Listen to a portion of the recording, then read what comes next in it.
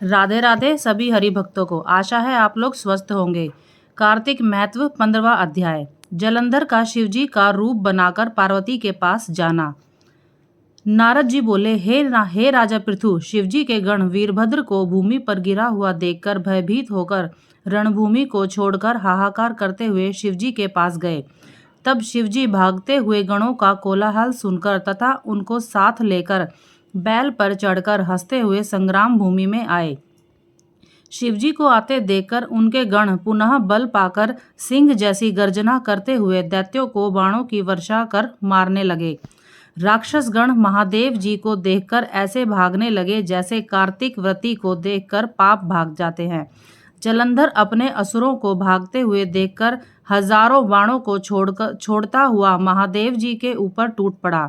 शुंभ, निशुंभ, अश्वमुख, कालनेमी, बलाहक, खड़गरोमा, प्रचंड, घसमर आदि असुर भी शिवजी के ऊपर झपटे। शिवजी ने अपनी सेना को बाणों से ढका देखकर दैत्यों के बाणों को काटकर अपने बाण रूपी बबूले आंधी से व्याकुल कर आकाश को ढक दिया और अपने प्रचंड बाणों से दैत्यों को पृथ्वी पर गिरा दिया।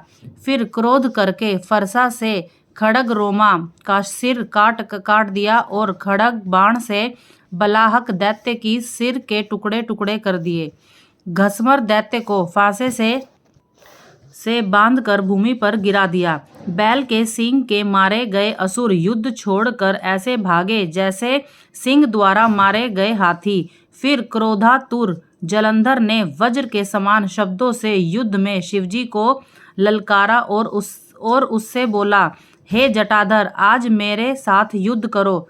इस निर्बलों को मारने से क्या होगा? यदि तुम में कुछ बल है तो दिखाओ। नारद जी बोले, यह कहकर जलंधर ने महादेव जी पर 10 बाण छोड़े। महादेव जी ने हंसकर अपने बाणों से उसके बाणों को बीच में ही काट दिया। फिर 7 बाणों से उसके घोड़े, छत्र और धनुष काट दिए।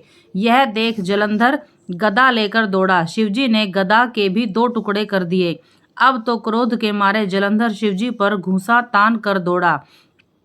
इस प्रकार उसे आते देख शिवजी ने बाण मारकर 1 कोस दूर फेंक दिया। तदुपरांत जलंधर ने शिवजी को अधिक बली समझकर उनको मोहित करने वाली गांधर्वी माया रची। गंधर्व तथा अप्सराएं नाचने और गाने लगे। मृदंग, बंशी, ताल आदि बजने लगे। अब तो इस महानाद को सुनकर महादेव जी मोहित हो गए। उनके हाथ से शस्त्र गिर गए। वह सब कुछ भूल गए। कुछ भी ज्ञान ना रहा।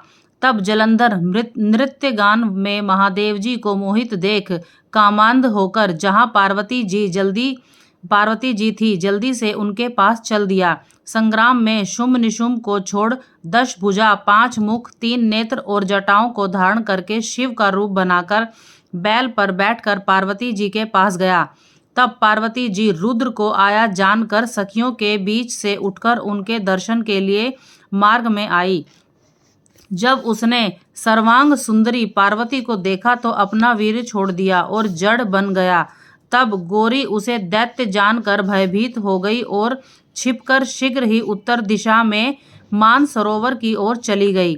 बिजली की चमक की तरह दीप्तिवान पार्वती को वहां ना देखकर जलंधर पुनः युद्ध भूमि में शिवजी के पास आ गया। पार्वती जी ने मन ही मन में डरकर विष्णु को स्मरण किया। स्मरण करते ही विष्णु प्रकट हो गए। पार्वती जी बोली, हे विष्णु, जलंधर दैत्य का किया नीच कर्म क्या आपको मालूम नहीं है? श्री भगवान बोले, जैसा छल उसने किया है उसी प्रकार हम भी उसकी स्त्री के साथ करेंगे, क्योंकि उसकी स्त्री पतिव्रता होने से वह मारा नहीं जा सकता। नारद जी बोले, इधर विष्णु भगवान यह कहकर जलंधर के पुनः पुर को गए और उधर रुद्र, गंधर्व आदि के साथ युद्ध भूमि में स्थित रहे। जब दैत्य की माया को अंतर्ध्यान हुई समझ शिवजी को बोध हुआ, तब महादेव ने क्रोध युक्त जलंधर पर चढ़ाई कर दी। तब उस दैत्य ने शिवजी को बाणों की वर्षा से ढक दिया। राधे राधे।